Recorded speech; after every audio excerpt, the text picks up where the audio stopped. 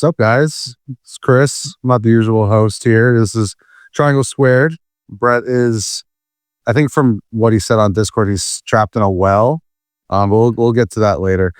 Joining me this week is a PlayStation brethren, a friend, a pal, a fellow runner. That's right. MrBadBit of the Trophy Room. Hello, how are you? Hello, Thank you for joining me. Welcome. Thank you for having me.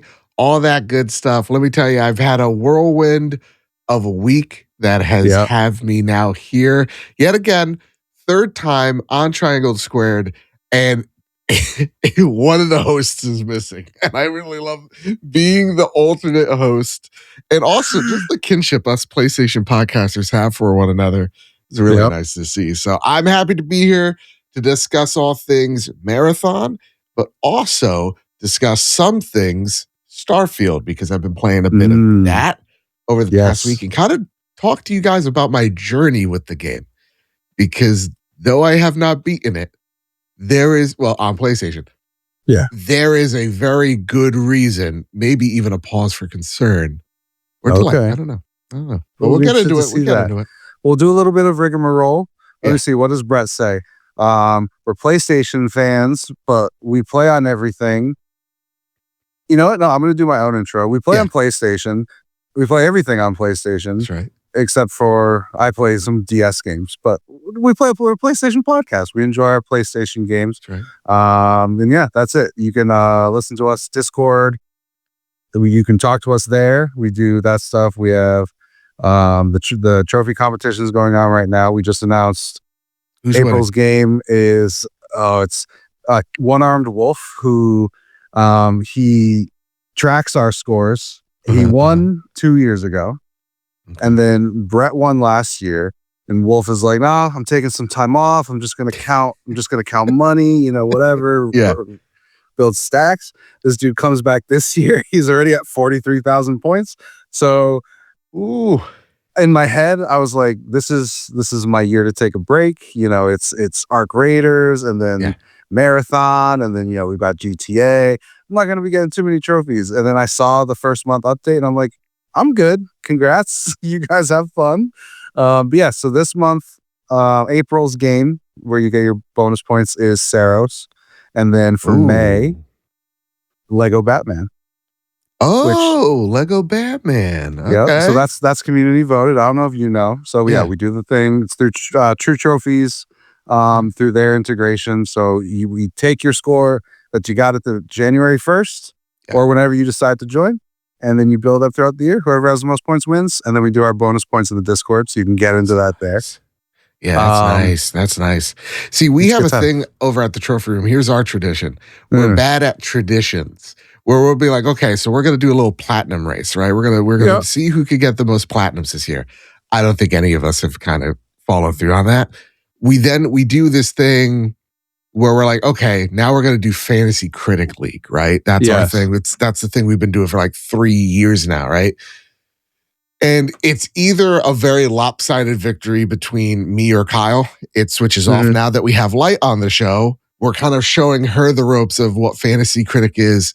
And I think with this year in particular, we're showing her how ruthless and truly no-lifing it that Kyle and I can do from time to time. But I have, in the land of the Trophy Room, in our Fantasy Critic League, pretty much Breaking Bad this whole thing. I have undercut them both at every single turn. Kyle's already panicking. Light gave up in March. I have Ocarina of Time and the Star Fox game on lock. Like, there's nothing. Oh, man. Dude. And then he also, what did Kyle, someone counterpicked Marathon. I'm like, that's getting positive points. Like, Kyle's in full panic mode. He knows what's going to happen if I win. I'm going to hold it above his head. Yeah. See, I talked a whole mess of shit about ours, and then I did not pull it off. But me and Brett tried to do like our own, like between us, like we would draft games and whoever got the most points. And then I was tracking it, and I definitely lost the last time we did it and stopped tracking it. Brett never did anything about it, so nobody won that year. Yeah. Well, you know what? For me, I can't stop being the WWE heel no matter how hard I try. I just end up, I'll either be like, oh yeah, I'm going to win, and I talk a lot of trash, or then I'll be like, I'm about to end a civilization. Start talking nonsense. So the way the trophy competitions started happening, right? Brett and I did it. It was just me and him, and I was smoking, dude. Like, it was over, and I had like stopped really caring. I wasn't doing much, and like we were doing this thing. It was a gentleman. There was no gentleman's agreement. I'll give him that. Okay. But throughout the year, we're posting him in Discord, like, "Oh, I got this platinum. I got this platinum." So Brett decides to just stop telling me about the platinums he's getting, and then the year ends, and I'm like, "Oh yeah, I think I did pretty well." And he goes, "You lost." So really? He pulled a big comeback and smoked me. So I just don't ever talk shit again. Fair enough.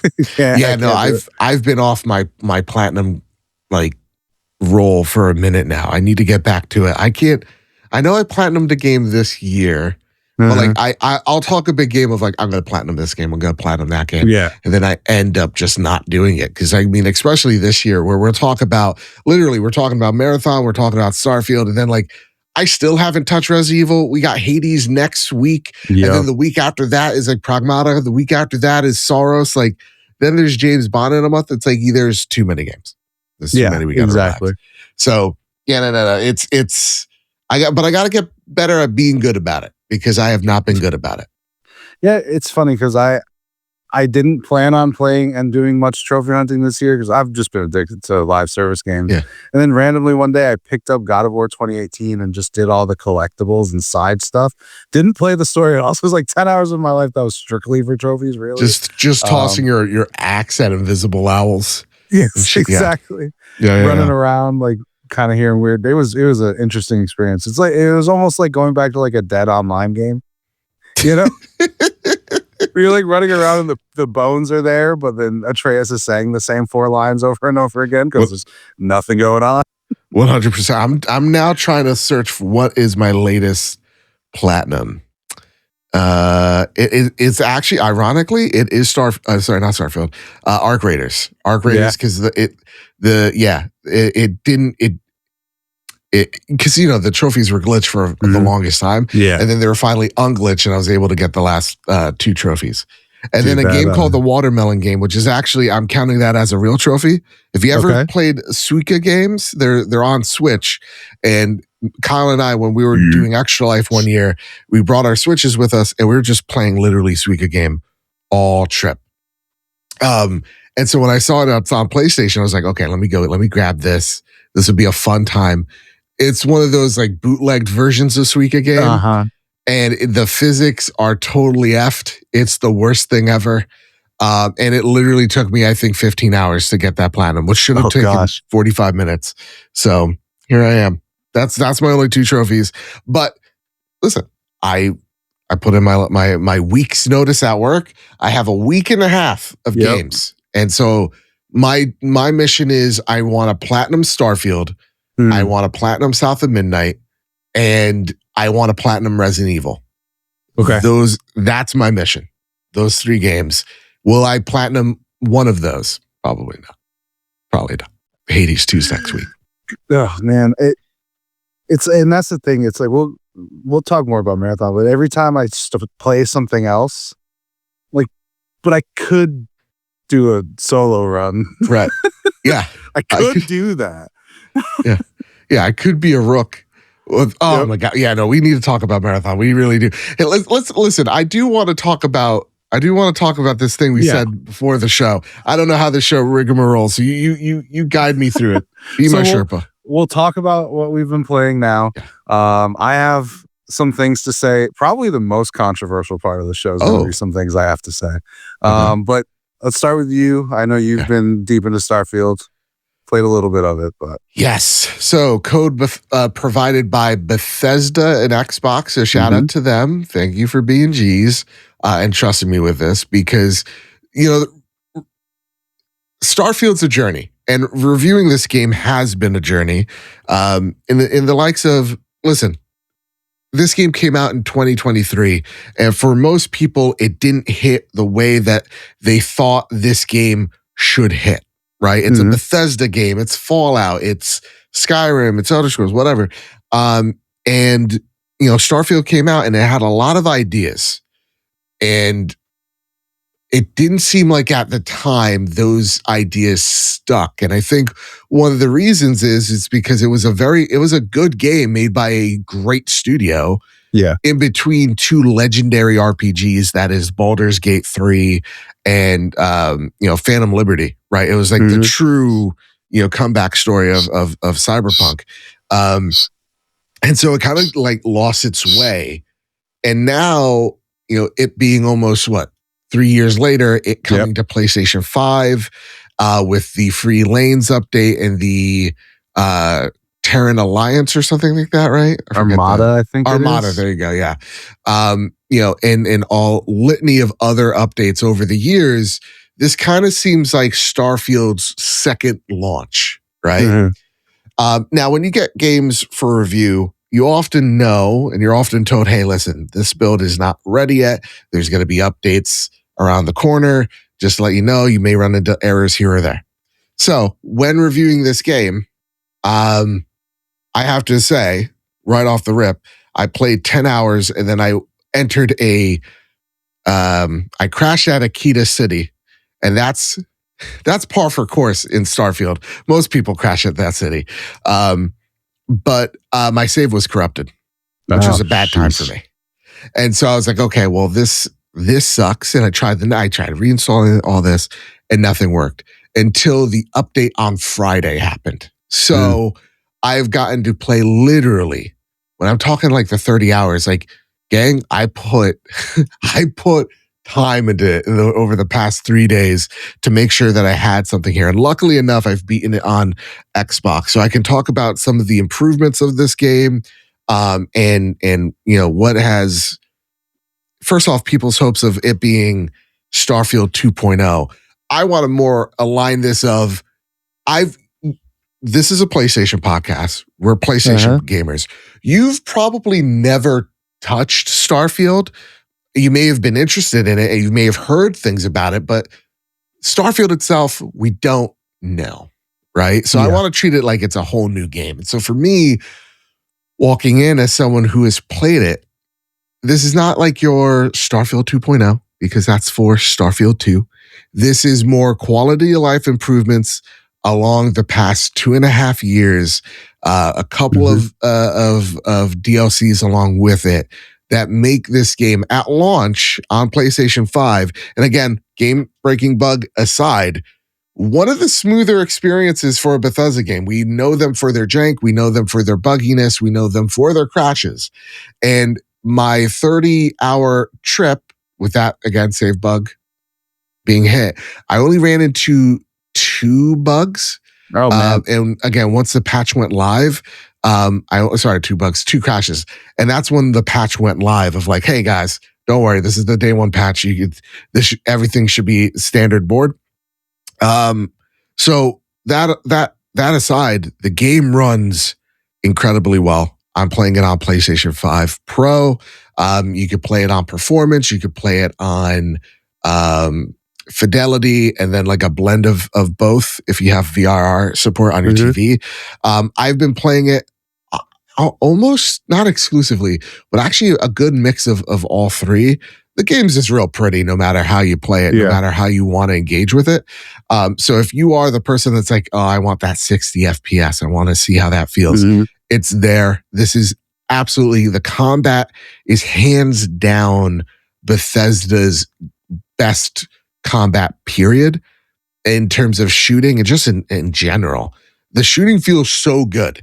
The only thing that I think the problem with it is people are going to compare it to Cyberpunk, which is another level. But on its sole package of, hey, I've played Fallout and Vegas and 4 and all that, this thing runs incredibly well. When my only complaint about the combat is there's no slide, and that bums me out, we're in for a good time. You can mix match whatever you want as your player. You know, if you want to be a pistol toting shotgun runner like myself, you have that option. If you're like, hey, I want to be a swordsmith, I want to do stealthy stuff and shank people with a shiv, you have that option as well. The skill tree is vast. You have different sectors. You have like tech, science. Tech is about your starship. Science is about what type of things you can make. Combat is combat, persuasion, lockpicks, all that standard stuff. But how you actually level up those skills, for example, like combat, to keep it simple, you could be like, listen, this run, I'm all about my pistol. So I'm going to pour points into my pistol tree or a pistol attribute. And how I keep leveling it up to unlock the next upgrade is I have to kill people with a pistol. If I'm running around with a shotgun, I have to kill people with a shotgun. If I'm, trying to upgrade to my next safe, I got to unlock safes.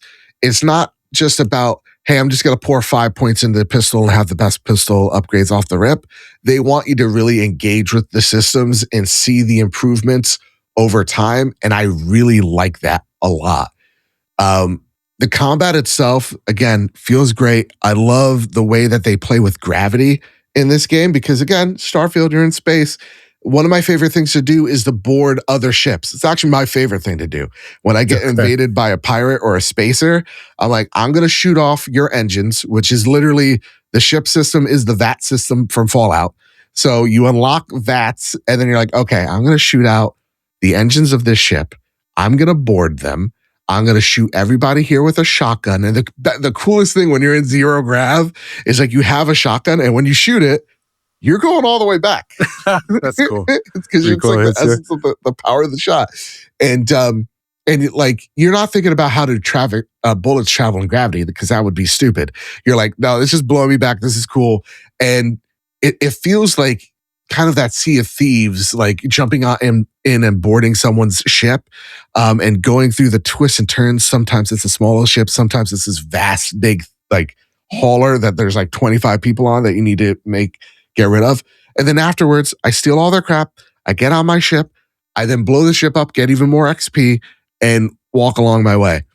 There's so much fun playing with the gravity of Starfield in terms of just literally gravity itself, the physics of it, that I love so much. So the combat's stellar. Absolutely. The one problem I had with Starfield in 2023 was I was trying to think of it like it was Breath of the Wild. I see this planet, I go to this planet, and I explore every nook and cranny. And I think that's how a lot of Starfield was pitched at the time. Yeah, I would agree. To me, not how Starfield is in truth. To me, I think if you immerse yourself in the role play, or at least how I played, immersing myself in the role play where it's like, I'm the Mandalorian / Guardians of the Galaxy. I'm going to do a little bit of good. I'm going to do a little bit of bad. And I'm just going to wing it and have fun. And that's, I'm going to like take missions off the bounty board or the Freestar Collective, or, I'm going to be lawful good with this Freestar Collective side quest, but then I'm going to go totally rogue and renegade with the Crimson Fleet and be totally evil. And like, there's so much there in the side missions and side stories that I didn't find myself going on planets and exploring them. It was, I'm going on planets so that I can reach set objectives, so I could kill those guys at that base, come back, reap my rewards. Because if you go in for the pure exploration and, hey, anything could happen in this map, look at how the world interacts with you, it's rather barren. Not to say that those things don't exist, because there very much are, especially later in the game. They make you feel like you're being watched. And there's some really cool things that they play with there. But when it comes to the exploration, it's not there. So if you're looking for something like a Skyrim where all of a sudden the dragon crashes down, not to say that those things won't exist, dragons don't, but like those type of like, environmental like events don't exist. They do. It's just more like they're happening in space where I'm being stopped by people who are lost, or by a teacher in her class for some reason. They're traveling in space. Or a grandma that just wants to bake you cookies, or then like people that are pretending. This is like one of the coolest parts. There was a ship that was being attacked by 2 pirates, and they're like, please help us. We're USC, whatever, United Colonies, please help. I help them. They're like, hey, as a thank you, come aboard our ship. I'm like, absolutely, certainly. And then I get to them and they're like, hey, or sorry, they're like, our pilot died. Come on our ship. We need someone to pilot this. And they're like, yeah, sorry about that. No, we're actually also pirates and we're going to kill you. And I'm like, well, that's hilarious. And I shot them both and I just like took my stuff.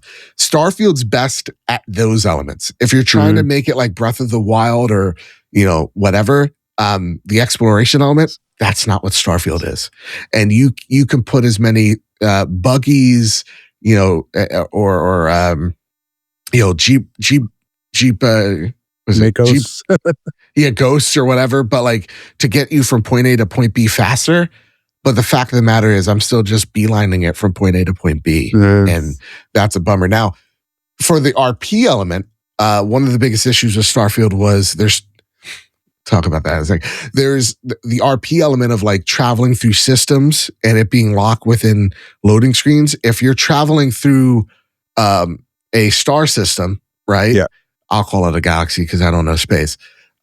You can go through those solar system. Fuck me.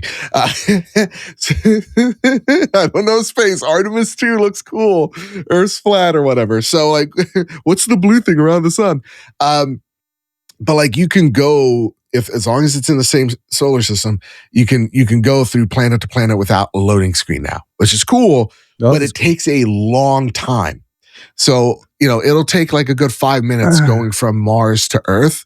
But in the meantime, you could go to your hull, craft armor, craft weapons, flirt with Andrasia, whatever have you, and then come back to your ship and go, oh, okay, cool. Or while you're traveling, you can get stopped by, spacers. And then all of a sudden, you hear the alarm go off. You're like, oh shit, I got to go run and fight these pirates. So there are some cool quality of life features there, but this is not suddenly a different game. Mm-hmm. One of the main problems with Starfield is that there are too many menus and it's often overwhelming and cumbersome and truly I can't even explain it.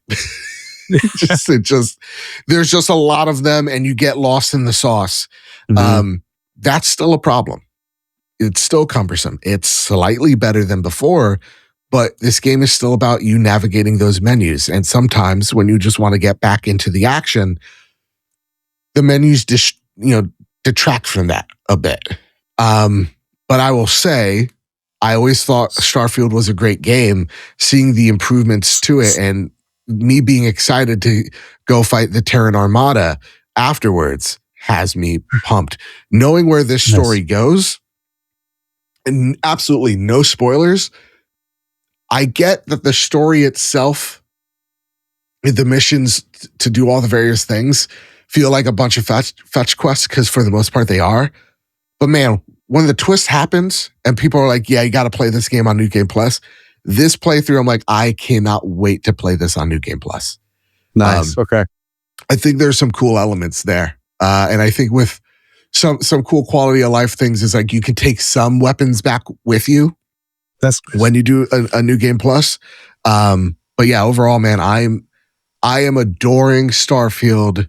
I think it's a great game, a game that was not to say overly criticized. I think rightfully so, but I think poorly explained or marketed. Yeah. For the time, and I love seeing folks come back to this game. This game gets some second breath of life to it, and yeah, it's awesome. Nice. Go play it. It's $50 for just the base game. You're getting a lot of game. And again, not to say that you won't notice dips in frame rate drops, because I definitely did on my Pro. It's still a fun time.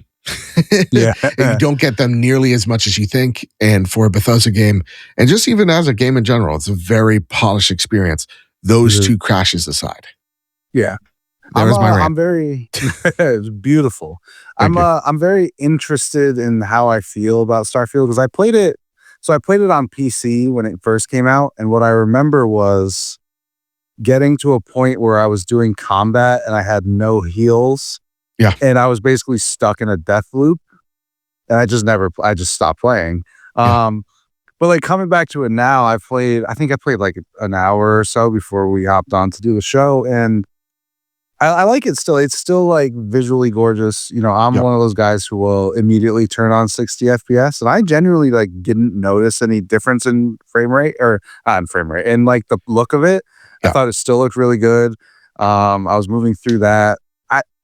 I'm interested to see if combat grows on me. And I think you're right that it is their best combat. But like when I play Skyrim, I miss how Fallout plays, you know? Yeah. And I kind of felt myself missing it when I was doing that like whole pirate set piece right at the start. But yeah, the biggest thing that I've found so far, and I'll be curious, maybe you have an answer to this. Mm-hmm. When I was playing it and listening to the people talk about it, you know, one of the big complaints I remember was not being able to travel to planets and not being able to do that stuff. And I know that they've added it. Yeah. And what I felt in my first impression today when I was in the sky and they were doing the tutorials and you're like moving around, I was just like, it's fun to fight stuff, you know, but I was playing it and I'm like, I don't want to go planet to planet like this. Yeah. Yeah. I don't know why you would want to. Yeah. I think if it was faster, sure. I think it also comes from like, not to say unfair comparisons, but just comparisons of other games. Again, like when you see the combat of this game, you're like, yeah, but like Cyberpunk though. And it's like, Right. yeah, but it doesn't mean this game's still not. It's good. It's very good. Yes. Or like people are thinking of No Man's Sky, right? Of traveling through those planets. It's like, I see what you're saying there. And it's not to say those feelings are not valid, but like roughly the size of this planet is like just a little bit bigger than the map that you're actually getting here, you know, in the grand scheme of things. So like, you know, for me, yeah, that was, I did it once or twice and I was like, all right, I'm bored. I need just fast travel me. I didn't have those complaints of like, don't get me wrong, I would love to break into the atmosphere of a planet, but that's not the game they've made. Right. So like that loading screen is still flashy. It's still cool. It doesn't really get old. It's really, I like it a lot. And it's just really quick. Like if loading was in, you know, 5 seconds or whatever the number is, 5-10 seconds, then I would understand why people are getting bored because you're waiting for a minute. You're waiting for 1/10 the speed, brother, for 1/10 the time. It's all right. It's okay. But I understand with like how everybody is kind of ADHD at this point, you're already looking at your phone and that might be an issue. Right. But yeah, no, it's cool. It's for me, it's like, it's cool that it's there for the people that want it. I'm not those people though. Yeah. Starfield, for me, like I'm a Bethesda merchant. I love Bethesda. Sure. Fallout 3 is my favorite game of all time. So like I'm inherently, I want to love it. So I'm gonna go through it. I'm gonna play it. And so far the impression has been good. I just know that like for me, like I think a lot of the issues Starfield had impression wise was it was the start of video game culture wars, I think. Yeah. And I do mean that in the separate context than console wars, because I think it had both of it, where it had like the PlayStation fans shitting on it because it was Xbox, and then you had like Rock Solid talking about the one trans developer on the team, and that was the problem with Starfield. You know? Right. So I think you had a little bit of both, and then it being an Xbox exclusive just kind of sunk it down. Yeah. So I think I think the console wars still exist. They've just married culture wars a bit. Yeah. And culture wars is just fucking stupid. I don't know if I can curse, but I just did. You can absolutely too. Okay, cool. So like, you know, that shit's just dumb. The game's got to be good if it's just good. It doesn't matter who made the game and what color their hair is. If it's purple, so be it. Who gives a shit? But yeah, I think you're right. I think that like there were definitely seeds planted of bad actors trying to be like, hey, you know, one of those thems made this game, right? Right. Like, huh? Why does that matter? I don't know, but I'm horny and angry about it. It's one of those situations. I think you're right. I think it was just like a wombo combo of like where it landed and the expectations of it, the culture wars, the console wars, all into this one thing that just didn't have it land the way that I think they wanted it to. Mm-hmm. Xbox wanted it to, and I think now having some time away from it, now the console wars are dead. we can look at this, I hope, more positively, other than it's Xbox, so this has to suck. Right. It's just weird. As soon as this game drops, what happens? Cyberpunk 2077 goes, hey, we got the PS5 Pro patch, y'all. Starfield cannot escape Cyberpunk for this. No. Anything. God damn. It's almost the RPG Titanfall 2. That's what this is. 100%. Kind of the same way overall. Yeah. I don't have much more about Starfield, but I do want to talk about another game that is embroiled in the culture war right now. Yeah. Oh, Jesus Christ. I know you haven't played much of it, but I'd like to talk a little bit about Crimson Desert. Okay. All right. Talk to me about it, brother. Talk to me. Because I played it at PAX and I was like, this game's doing way too much and I don't like it. That's my take. Okay. So you start this game off as this one dude who is they very clearly were like, we like Skyrim. They have the graybeards. You know what? Mains is good. So it all feels very generic right from the start. Yeah. And what I feel from this game is, when you go to the movies, right, and you have popcorn. Yeah. And you eat that whole popcorn, but you guys still go to dinner after because you're still hungry and it did nothing for you. 100%. That's how I feel about this game. And I'm not surprised that people love it because individual moments in Crimson Desert are sick. Right? There are times, there was times in that game where I figured out how to pull trees down and launch myself forward. And it was really cool the first couple times. And then the more I did it, it's like, I can't actually propel myself doing this. Yeah. So I'm doing this really cool thing that takes me a minute to set up. And then I'm just kind of landing on the other side of the tree. You know what I mean? And that's my big problem with it is like every time I've gone into it, I've had fun and never been fulfilled, Yeah. I know that sounds to me, it sounds a little weird. We're talking about video games, right? But like the whole time I'm enjoying myself, but then I leave it with a sense of like, I didn't do anything, right? I did I did an interesting combat thing, but even to me, I have a problem with the combat because all you have to do, it's not like you have to press buttons. You can hold R1 and it does everything for you. Like you can add stuff into that. Of course, you can do stuff like that. But to me, it makes the game feel less like I'm fighting. It's more of a like, I'm holding this button to see cool stuff happens. Almost like you're playing Dispatch, right? That's what it is. It's a action RPG Dispatch with a significantly worse story. I was going to say, because Dispatch I like a lot, man. But significantly worse story. Yeah, for me, when I played it at PAX, it's interesting you say that. I played it last year, and it wasn't, because I know they're like, hey, listen, we get it. Some of our controls are cumbersome. We've simplified things because they heard that feedback. Yeah. Because immediately when I played it at PAX, when they were like, hey, treat it like it's a fighting game, because before it was kind of like Assassin's Creed-ish of like, you have X, Y, R1, R2 or like your attacks. And I was like, what the fuck? And they're like, just treat it like a fighting game. I'm like, cool. All right. I can't wait till this demo is over because that's not me. So to hear that it's kind of like autopiloted now where you're just holding down one button, that's not exciting to me, at least. No. Right. It's just it's a weird game to really talk about, right? Because when people talk about it and tell me they love it and they're having so much fun, I see that. Right. I play that and there are these bursts of like, this is awesome. Yeah. But then it just never feels fulfilling the rest of the time. I'm still in the early stage. I was told kind of around chapter 4 is when it gets good. That's right about where I am. Yeah. I'm just going to say this out loud. It is insane to me in this specific 4 months. Sure. That I'm getting yelled at for liking a game that takes a while to learn and getting yelled at for not liking a game that takes a while to learn. It's very funny to me. But I think what Crimson Desert doesn't do is it's trying to teach you so much in those first couple hours and not really being interested in showing everything off. It's like, oh, you can do this and you can do stealth and you can do this. Oh, and you can do this and you have this magic thing and you fall from the sky and you can fly and it's putting you down this path of just learning stuff without giving you any kind of reason to do it, right? Yeah. And like even like in Starfield, right? The combat tutorial that I did today was me going and mining.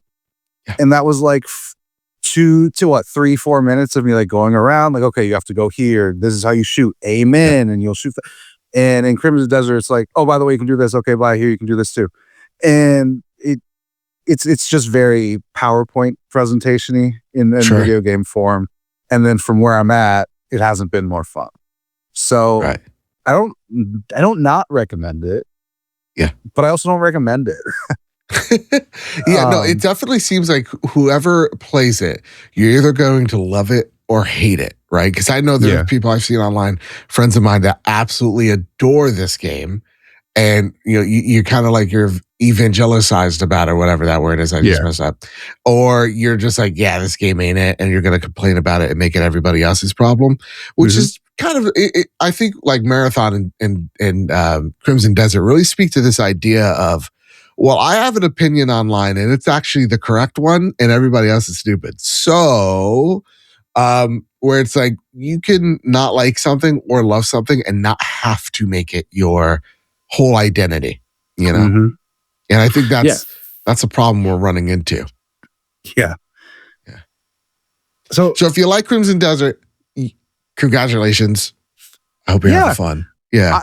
I'm super happy for anyone who likes Crimson Desert. It's just for 100%. Me, it's something I could see myself playing, but there's no way I'm platinuming it. There's no way I'm probably finishing the story.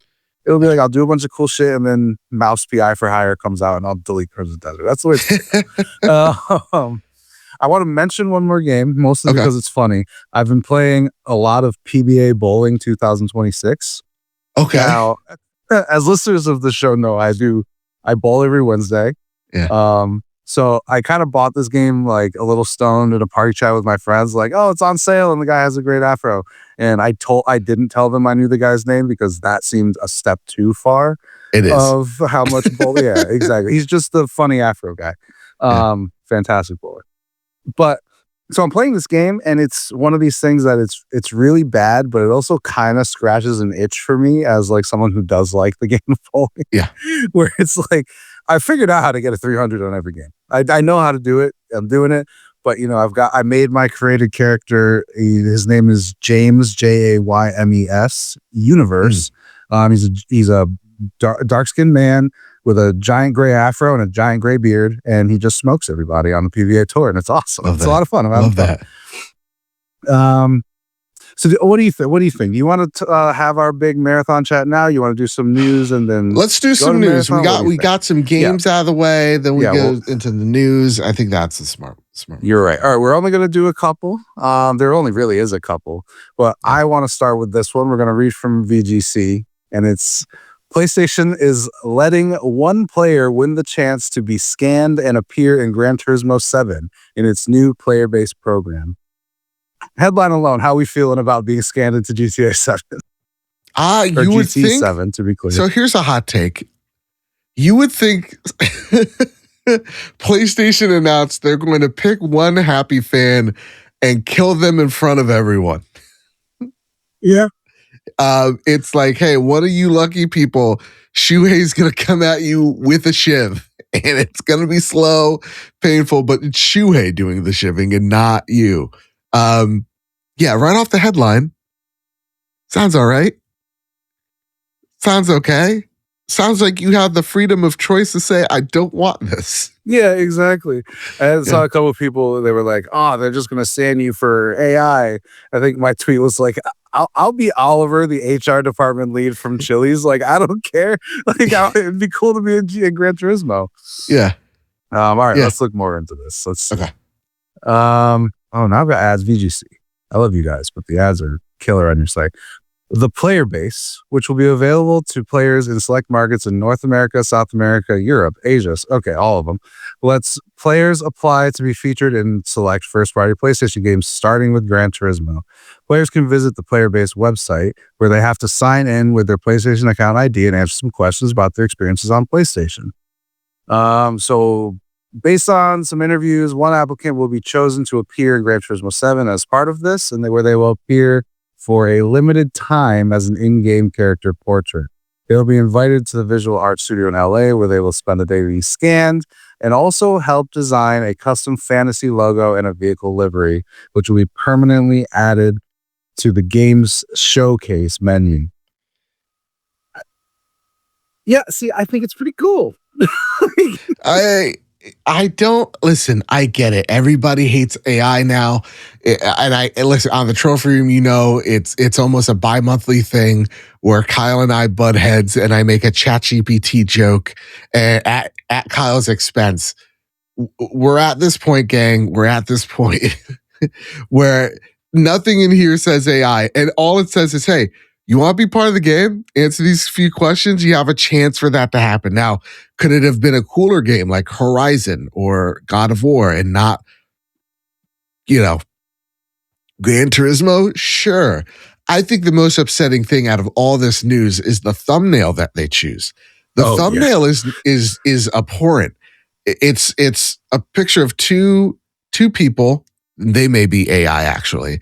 They might be. They actually might be, and they're being scanned halfway, and one of them is this generic, what's it like, Katniss Everdeen from the Hunger Games, and then the other guy is like futuristic soldier from exactly, guy from Vanquish, generic, and it's like, you guys know you have some of the greatest IP in video games. Why couldn't she be, Ellie, and why couldn't he be like Kratos or something, right? Yeah. Like, you had options, but I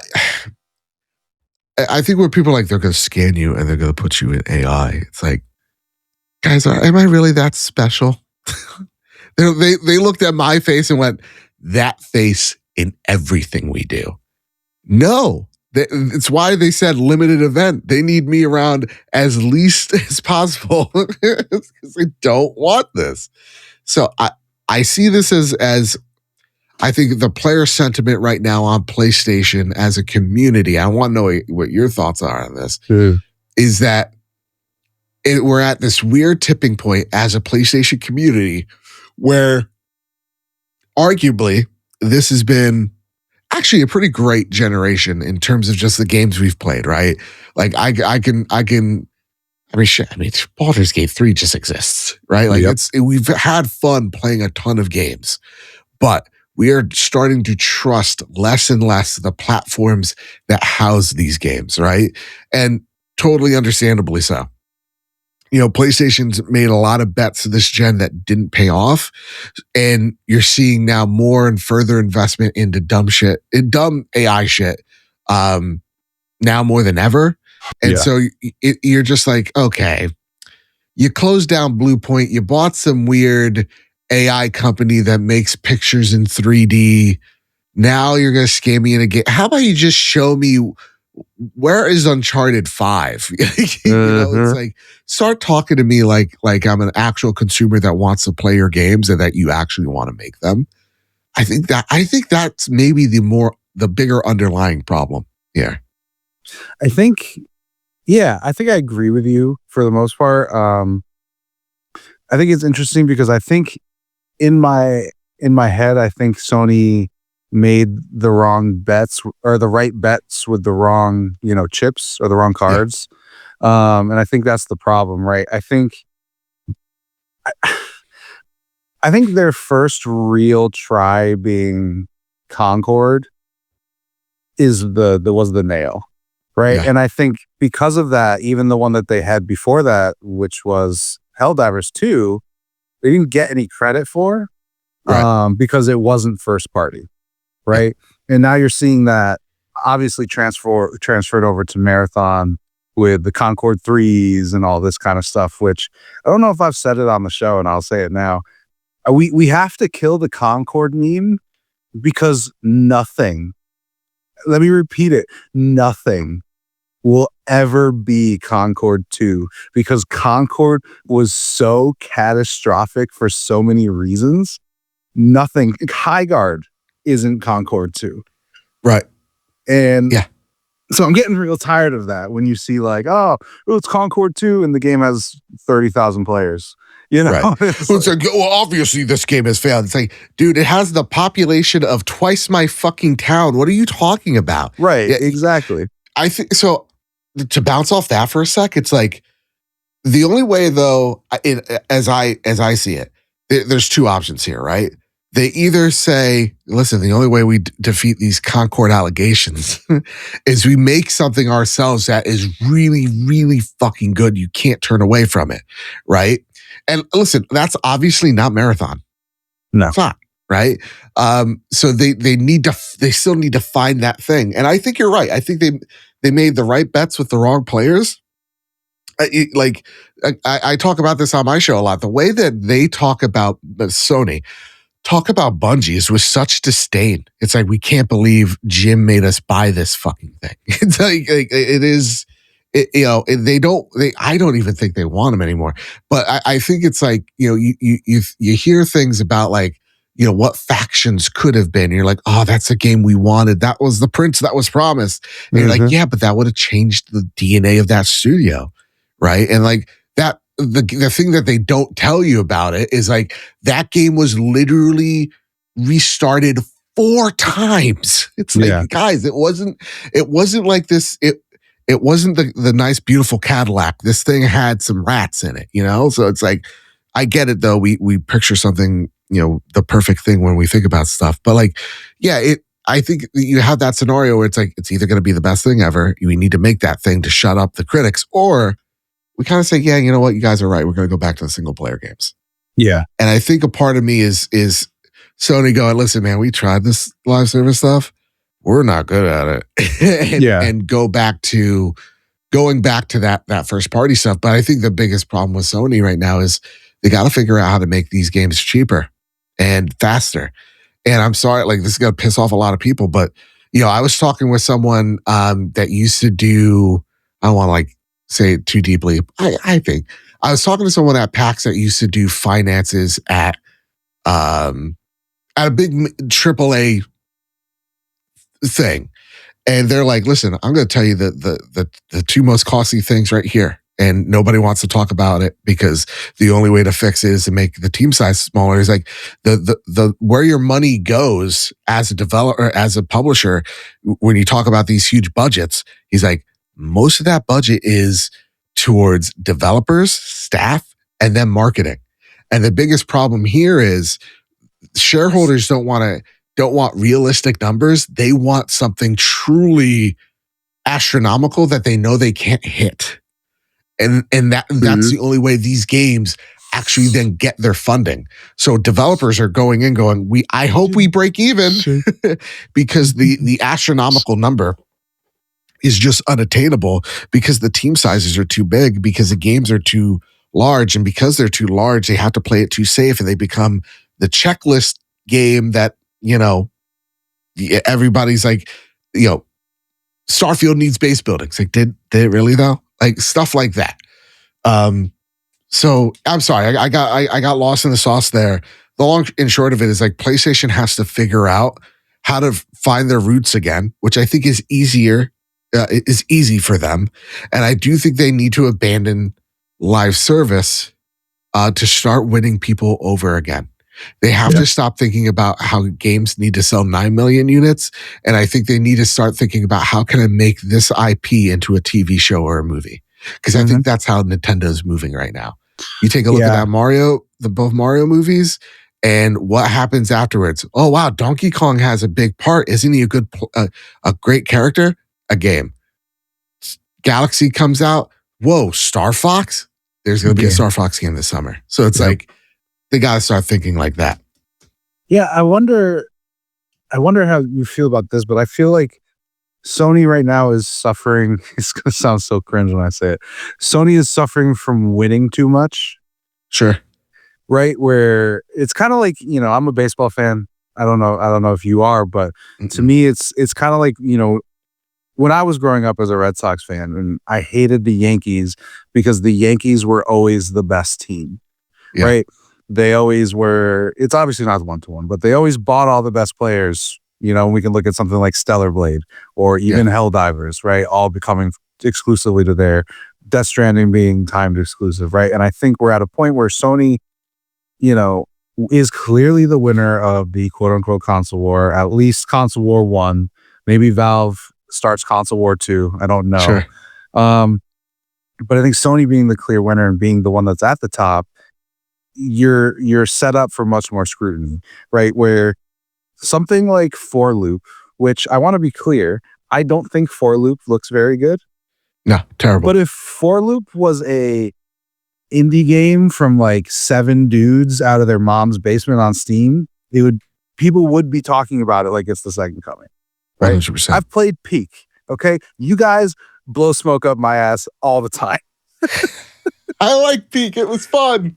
I like Peak. It is fun. Yeah. But sometimes you hear these conversations like they're saying. I think, I made a point to Brett where if Marathon, the exact game that we're playing and loving, was made by Embark and Arc Raiders was made by Bungie, I think we would be in the same situation. 100%. 100%. Yeah. And listen, we'll talk about everything. I think you're dead on the money though. I think, yeah, it does sound a little arrogant, I guess, because we're PlayStation guys, right? But it's like we are seeing the arrogant Sony again. We're seeing the pre-PS3 Sony of, hey, and not even that. We're getting a little bit of that. It's like, hey, we got them. Xbox is done. They literally cannot financially make games exclusive again. So they're putting it on our console. That's great. But there's also this existential crisis that no one is speaking out loud about, which is nobody's buying consoles the way that they used to buy consoles, right? The ceiling has been hit, and it's been hit a while ago. The market is not growing. And so, yeah, the PlayStation 5 may outsell the PS4, but by how much? A few million? If I'm a shareholder and I like seeing things go up by double digits, it going up by a percent or two or down a percent or two shows that, oh, wait, there isn't an audience here like we thought there was an audience here, right? You would want to see that number continuously grow. Let's take a look at like iPhones right now, right? iPhone came out mid 2000s. Right now we're at the technically the 20th-ish iteration of the iPhone, and they're selling more than they ever have. That's what you want to see if you are a PlayStation, if you're a shareholder, and you're not seeing that. And so even if you're Valve, the problem here is like, yeah, Valve is growing. The PC audience is growing, but then there's like this contingent of, yeah, but what type of games are people buying on that? Uh-huh. What does the success look like for an indie studio? Because indie games, while they are the most, eclectic and transformative pieces of gaming that we have, of art that we have here, dude, they're just as in a dire place as the AAA studios in terms of finances. So it's like, not even though PC is definitely, I think, the way forward. You're also looking at mobile and iPads, and how do I lower the barrier of entry and not raise the price of my console by 30%? You know, so I think these console makers, whether it be Microsoft, whether it be PlayStation or Nintendo, are not taking the short-term hurt for the long-term gain. Yeah. Because there's no reason at this point. And yes, I get it. You could blame tariffs, the Strait of Hormuz. You could blame the economic paradigm shift, whatever have you. But like, we were selling PlayStation 4s for like $200 at this point. You know what I'm saying? Like $250, right? We should be seeing that for PlayStations. We should be lowering that barrier for folks rather than going, hey, is the next console going to be $1,000? And we're all like, probably more. That's not a healthy part of the industry. No, that's not where. So we have this part where PlayStation's both arrogant because, hey, Xbox isn't here anymore in that way that we wanted them to. So we can put you in a video game to make you forget that, Naughty Dog will release only one game this generation, to what we're at now, which is like, okay, but what does the future of games look like? We don't know, So I'm sorry, I went on another bad bit rant. You really got to, Chris, you got to really pull me in here. Gotta rein me in. I'll go off on rants. PlayStation's in a very interesting place. That's all I'll say. Yeah. I think we're getting testy as a community. Exactly. The audience just seems a little like we're not seeing what we want to see. But I also think the audience is hypocritical, right? Because if Marathon was called Killzone, it would be popular. 100%. And that's the thing. Yeah. We want our nostalgia. And even then, if it was like Killzone or Resistance, us PlayStation people were like, oh, it's back, and oh my God, look who's making it. And all right, let's talk about Marathon. There's just all right, let's do it, brother. All right. Yeah. Look, we're gonna lead into this news with just a quick thing. Bungie's in it for the long haul, so they say. Okay. And I think there's not tons to say about that. I mean, the article's mostly them talking about how Bungie committed to it, and the Steam numbers are looking steady.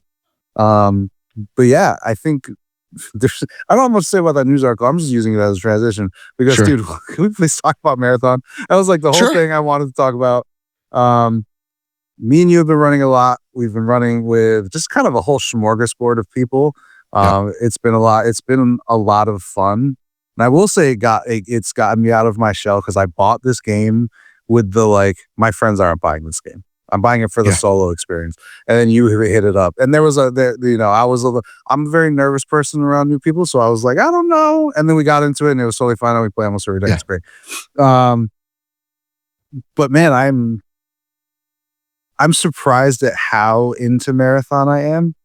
I kind of thought when it was coming out and people were super hyped on it and all this kind of stuff, I got a little worried because I was like, did I buy in and now I have to pretend? Because I was a collection edition buyer. I did all that, and I was yep. You got right behind me. Yep, she's right here. I need the skin, by the way. Can we talk about how that skin's not even in the game? If I'm not mistaken, is it really not? Huh? I think it's a different skin. You're right. Because this one's all white and there's some gray on it. Yeah. All right. Fair enough.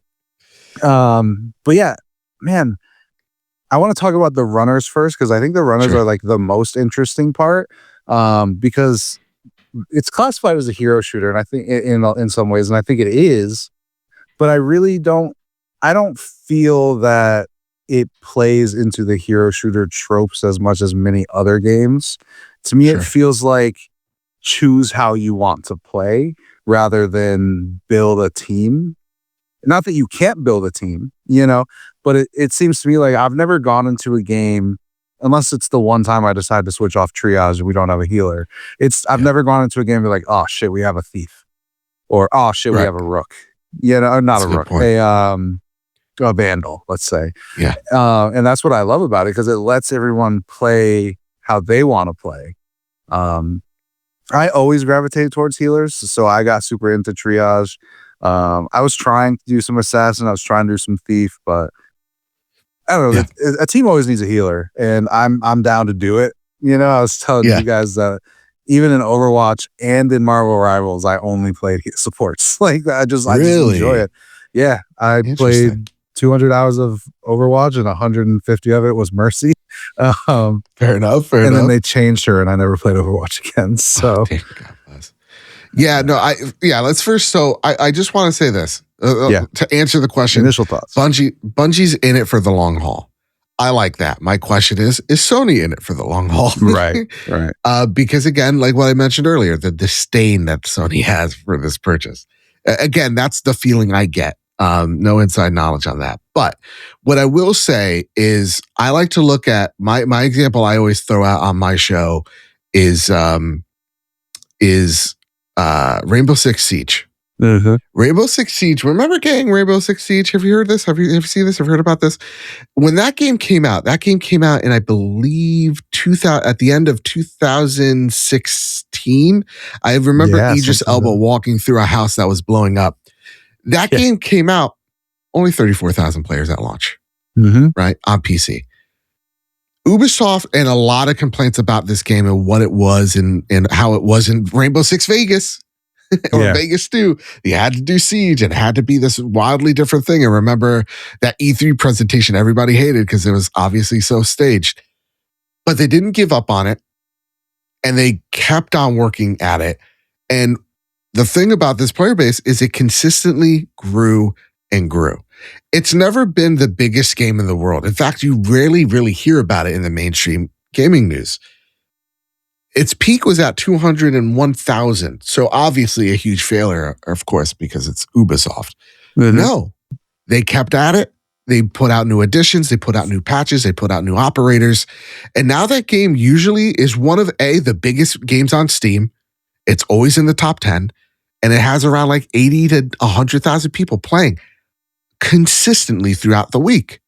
So you don't have to have the Arc Raiders comparison of, hey, it's at, 481,000. Those things, or even Slay the Spire, which congratulations to them, they're killing it. So good. It's like, dude, these games those games are moments. Those don't happen literally almost ever. You're talking about a fraction of a fraction of a fraction of a percent of games. It doesn't matter if you're Bungie anymore, guys. Rust is still the number 6 game right now being played. Geometry Dash, I don't know what the fuck that is. That's one of the most top. It does not matter who you are anymore or your prestige. It matters if you're interested in narratives, sure. But what I'm trying to get at here, gang, is it's a really competitive market as a live service game. And it's not something that you're guaranteed an instant hit like an Arc Raiders. And then even then, when you talk about live service games like Arc Raiders, you hear that community going, updates are not fast enough. I'm losing interest. I'm like, dude, you have like the one thing that I talk about Luke, I'm like, yeah, Luke, I think I'm done. My buddy Luke, he sucks. I go, Luke, I think I'm kind of done with Arc Raiders. I think Marathon's my game right now. He's like, okay, but just remember, you poured 350 hours into Arc Raiders over 4 months. You like that game a lot. Don't trash it. I'm like, no, absolutely not. But I think people lose sight on that, right? Yeah. But yeah, Definitely. so when it comes to that, I am hoping that they're in it for the long haul. Because I think that there's a incredible game here. And the one thing that I love seeing from people is like the reviews that are coming out for it, that people are angry that it's good, is that people going, I was wrong. This is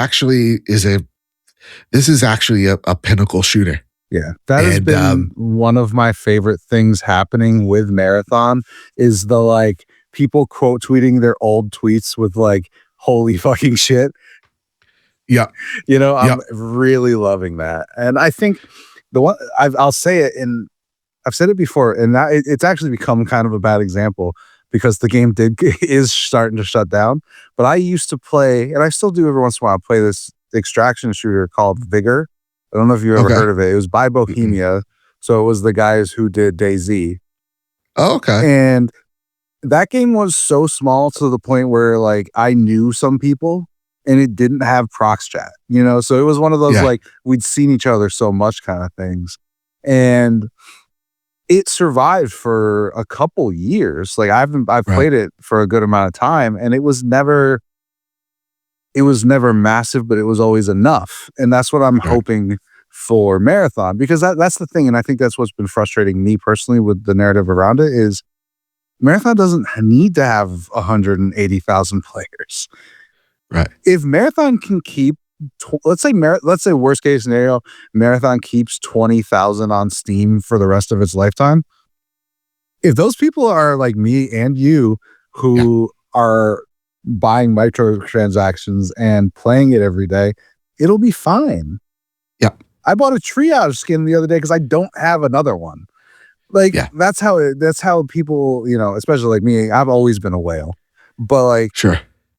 That's how people like me and people who are hardcore into it will do it. And like I've said, I don't know how you feel about this, but I've always felt like you got to make the game easier for the casuals. And I'm like, no, you don't though.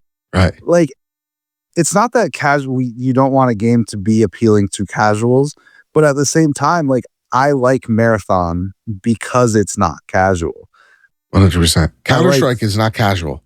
No. I walked through a corner and I got shot in the head. Right? It's purposely not the ADHD. I got to run around. I got to do this. It's literally about patience. And then in that moment, that fight happens, that breaks out. Right. And then the other portion's gambling. But like you take a look at Counter-Strike 2, it's got like 1 million players every day. Right.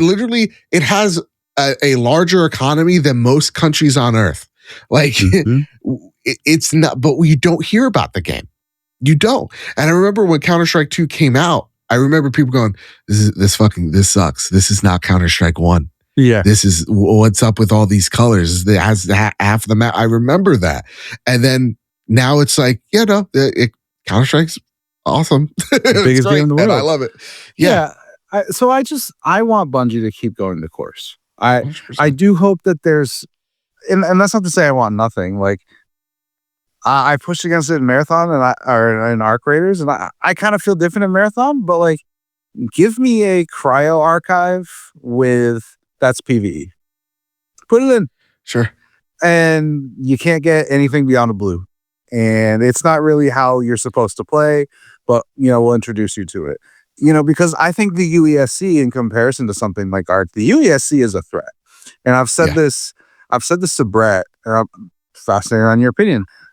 I think outside of the big arcs, if you die to Arc, you fucked up. Like every single time, almost every single time. Yeah. In Marathon, like, there's a non-zero chance like a grunt will kill you. Right. And it's not your fault. The motherfucker's got hands. Yeah, exactly. Every time I've died to like a hornet, it's my fault. And I think that's why, to me, like, something PvE would be very interesting in Marathon. Of like, all right, we're gonna throw you guys all in here. You can run around, you can loot. We're doing this big boss fight.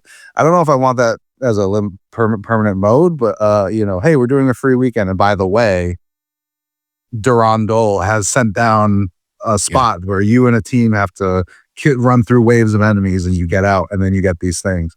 I think there's a lot of cool ways, Bungie themselves can iterate on this genre, because who knows, maybe even that PvE mode does have some unique loot, and the compiler's a basic enemy in it, kind of thing. Sure.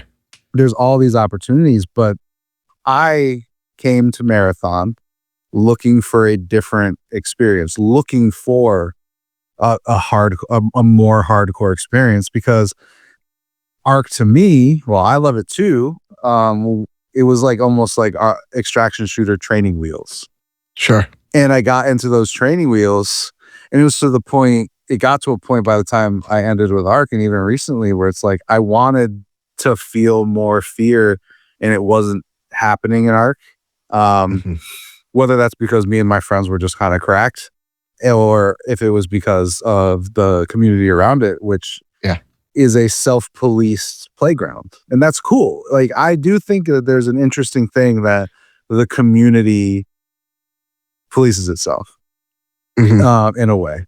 But I think that's, to me, what makes Marathon more appealing, is just us sitting, feeling the sweat in our ass cracks, because we know there's a guy in the other building. There's nothing we can do, and those guys will almost definitely kill us.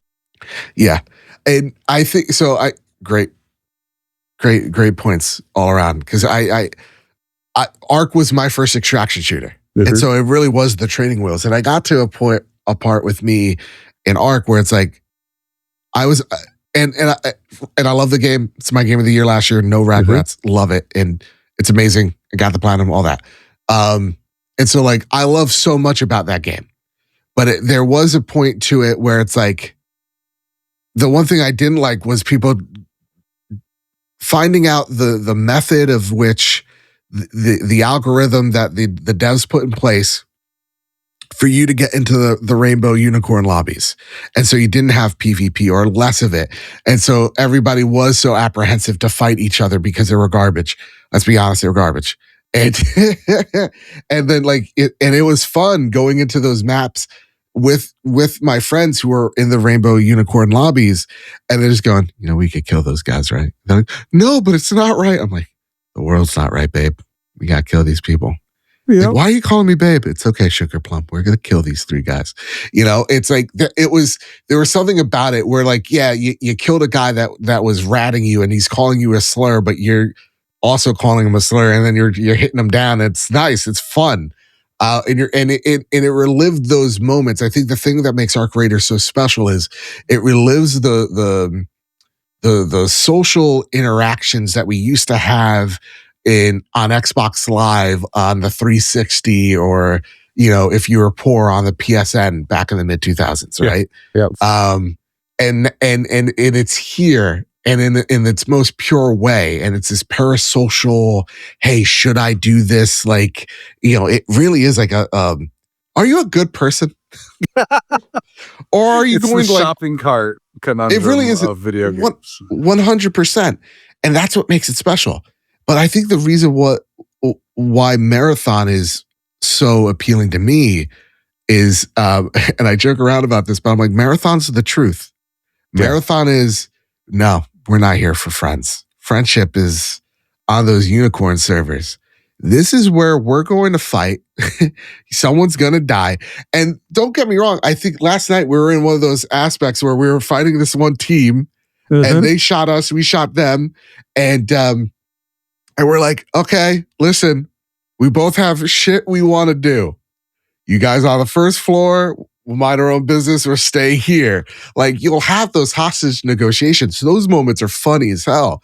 One of my favorite moments, I said this on the show a few weeks back, but like, I met a rook, and the rook was having a garbage mic, and I go, listen, before you talk smack, okay, fix that Walmart microphone before we go any further, before I kill you. And he's like, oh no.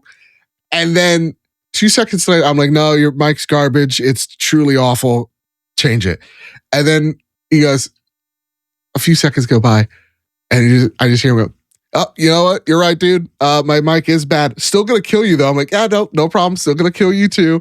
And like, we had that exchange. And when I downed him and when I killed him, he's like, just do what you have to do. I'm like, thank you, brother.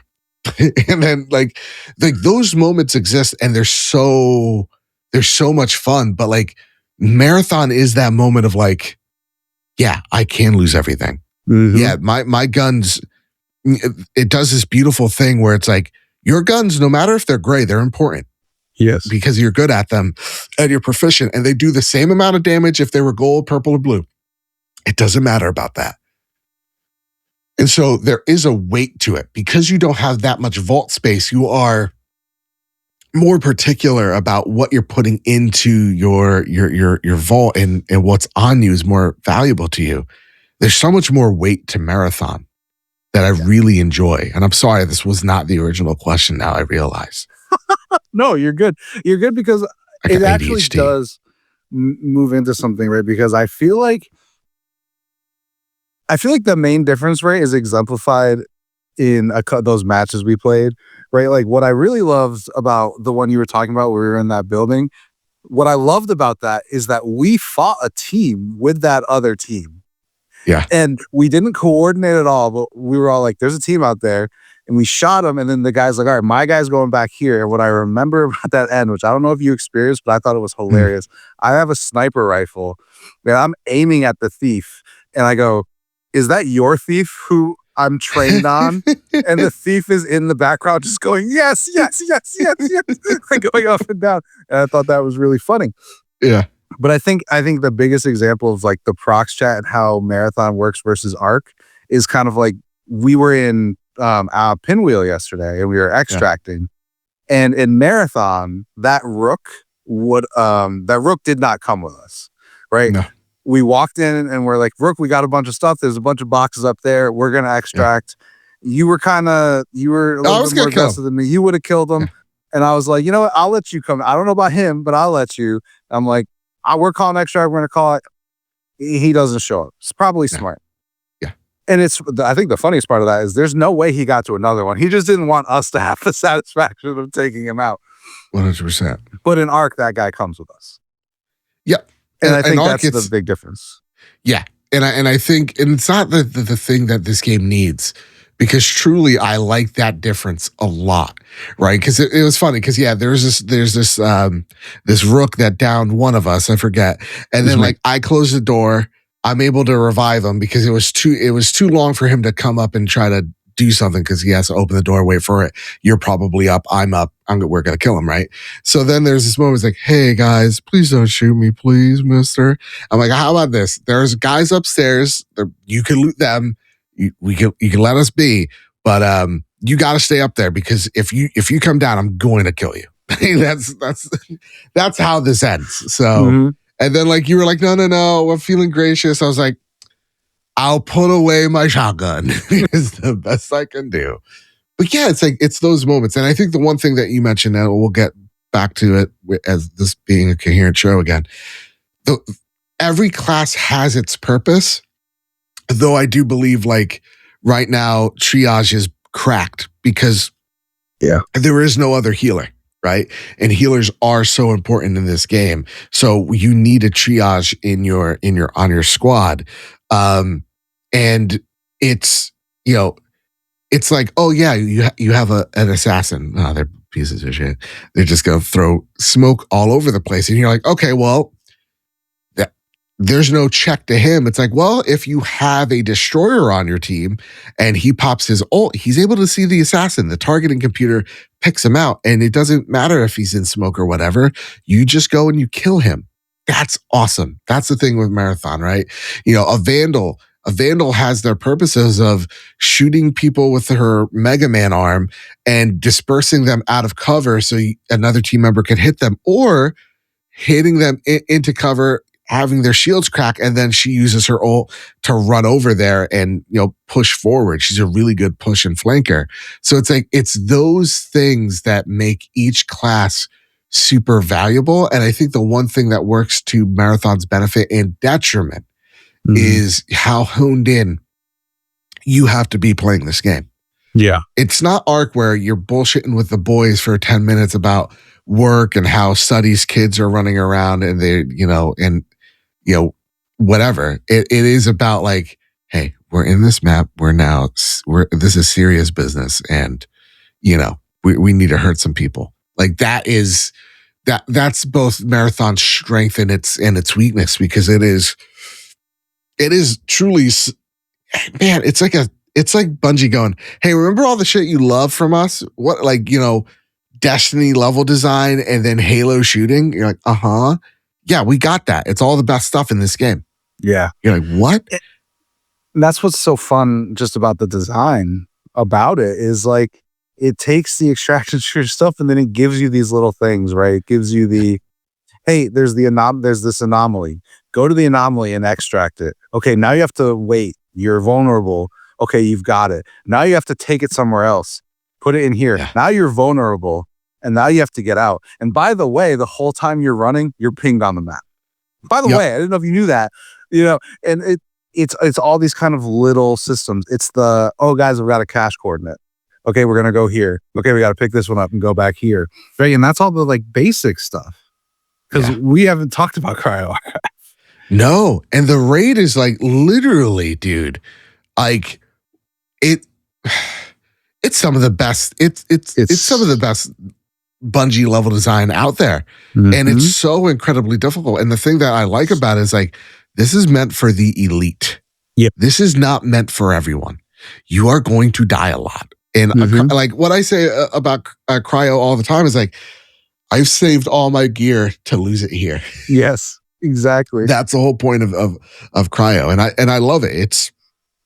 It's massive. You tell people all about Cryo. You tell them. Yeah, I think it's great because it was very much something I was scared to do. I don't know how you felt that first day, where I built a kit. I'm like, oh man, I don't know if I want to get rid of my blue overrun AR.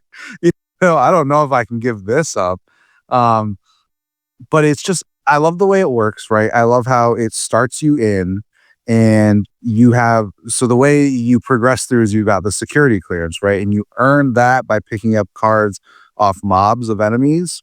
And I really like how that kind of changes what the experience of Marathon is, because when I play, even Outpost, but especially Dire Marsh and Perimeter, you don't have to fight UESC at all to progress through that, right?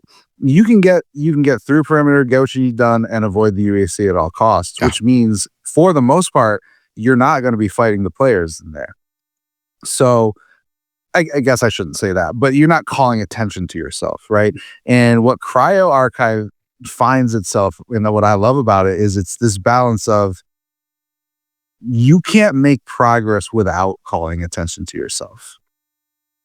They know you're here, you know they're here, and you're all what I like about the map design too is that you're all going to the same place. And you're being funneled to the center through the security doors and security breaches. And this is where the best goop is, right? This is where all the stuff that you need to grab is in the center. And you have to cut through the enemies by then, right?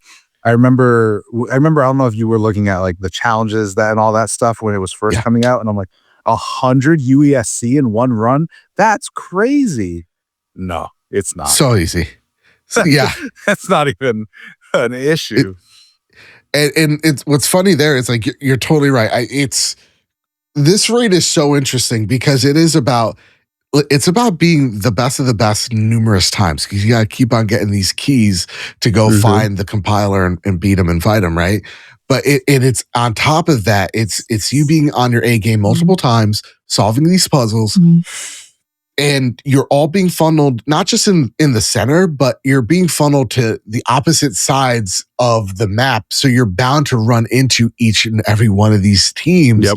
And then by then you have enough of these tokens to go have a chance to fight, the big bad at the end, to have a chance to go get some really cool exotic loot. And that's the beauty of it. While at the same exact time, the map is massive, it's intricate. There's still so many secrets we're finding out every day. There's vents that people are gooning in, and it's just like it's massive. And I love the puzzles. I love the I'm gonna fuck it up, but the RNG aspects of it as well. Like there's just so much to it where it's like every run it's like, hey, I've almost gained a level of experience just by completing some of what this raid has to offer, that I'd never feel bad dying in one of these raids because it's like success for me is like, I mean, I've gone in at least a dozen times, I've came out only once. It's like same. I know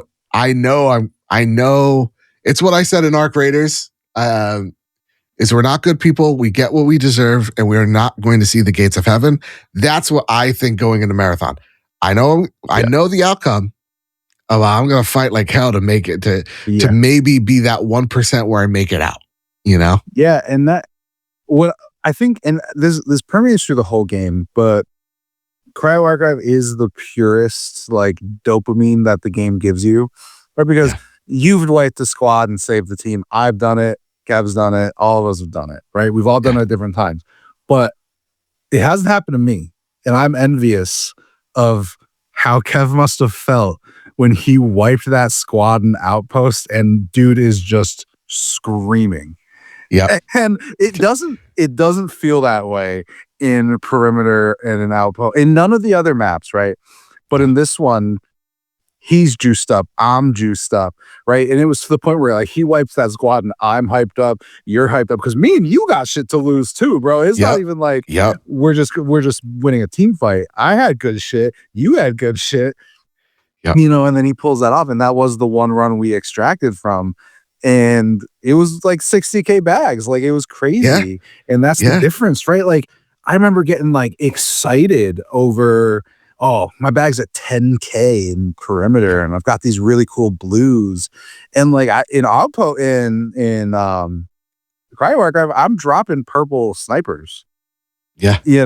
And like that doesn't happen. So I just think the design of just the play space of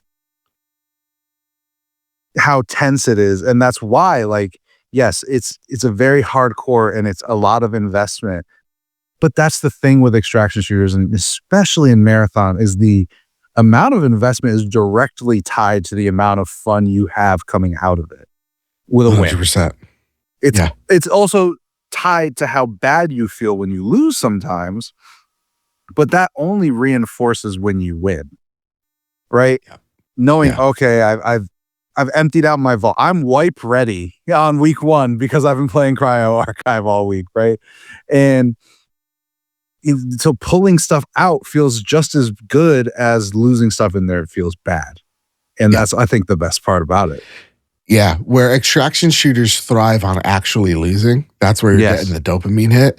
It's like, that's where Marathon kind of thrives, where it's like, hey, it's all about gambling. At the end of the day, these games are just, it's about you placing your bets and knowing when to fold them, and going to the extract, right? And Marathon has that in spades, man. I think the other thing that people also lose sight on when it comes to Marathon is, this game technically in development for 8 years, but actually in full development for 3. So like this has been Bungie's like pet project for a minute now. And I think the one thing that I love a lot about it, it's the one thing I alluded to, is the gunplay is, dude, the volley rifle is literally Halo 2 BR. Yes. It's the greatest gun ever. And they said, hey, remember the greatest gun we've ever made in the history of video games? Yeah, we're just placing it here. It's here now. Then they were like, hey, remember the second best gun ever made in a video game, the DMR from Halo 3? That's here. Hey, remember the plasma pistol, that little piece of shit? Yeah, it's also here in spirit. Like, hey, oh my God. The Mida multi-tool. Oh yeah, the Magnum, it's there. The Mida multi-tool, it's here. It's there. Like, it's like, dude, they plopped all the fan favorite guns that are like, and they're here for you. Do you want to jump in? It's like, yes, 100%. In a lot of ways, this game makes me feel like Bungie is pulling a video game Stephen King. Sure. Where they're like doing cocaine on set. That, but they're like, oh, by the way, this character from Salem's Lot is in it. And the teacher in Carrie was the guy driving the car across the street in Cujo, and like that's kind of how Marathon feels, where it's like, oh, we don't have the Flood, but these ticks kind of look like the Flood, right? Mm-hmm. We don't have the Arbiter, but by the way, those commanders are pretty fucking scary. And it's exactly what you're saying with the guns. And then it's taking like, hey, remember when we didn't give you guys any Crucible content for the whole time we played Destiny 2? It's because it's all here. Like we just put it all here, Yeah. It feels, it's Bungie making a baby with all of its games. 100%. And then on top of it, and I get why this may be a turnoff for some people.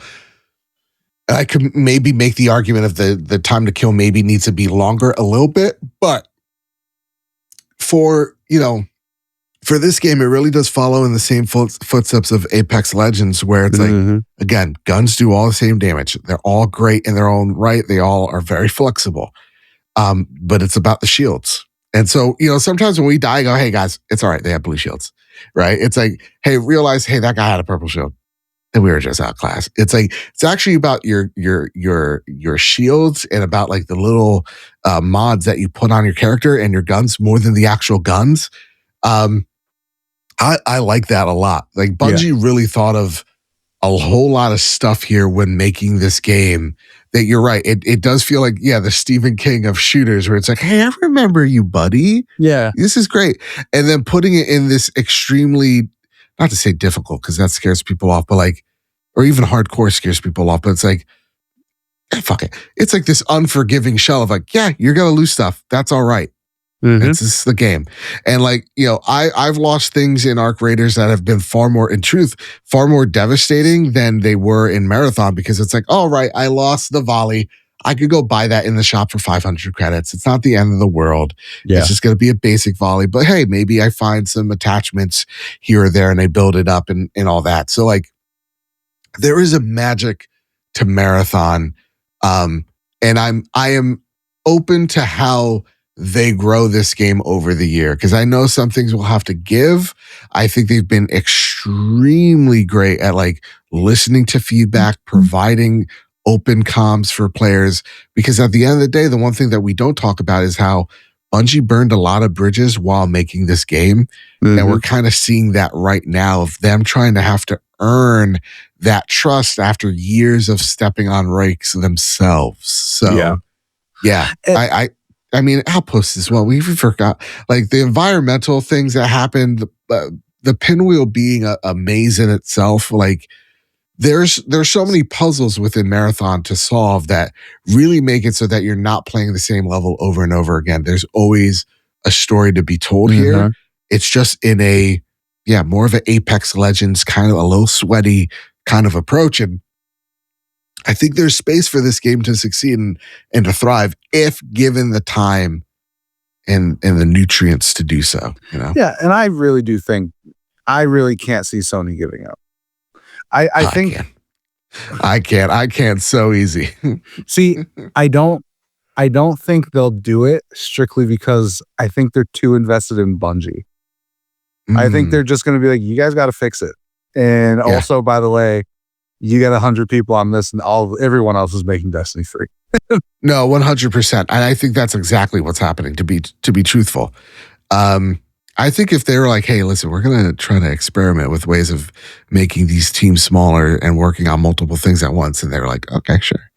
I think that's how you sell that to them. But yeah, I'm sorry, continue. And I'm almost a little surprised. It goes back to a whole different conversation, but you'd think, looking at this stuff, you would take a studio like Firewalk, where I know, throw tomatoes at me another time, but they had enough talent there that you would think those guys could have just been your multiplayer support studio. Sure. Hey, you fucked up with Concord, but it was good enough. You guys are talented. You're going to support Marathon. You're going to support the Last of Us factions. You're going to make guns for Helldivers. And maybe you can earn your way out of the mines. But yeah, I think Sony doing this live service thing should have looked into ideas of, well, we're making all these teams and we're having these guys do this stuff. Here, Concord failed. Here's The Last of Us. Figure that out. Here's some Marathon stuff. Support that.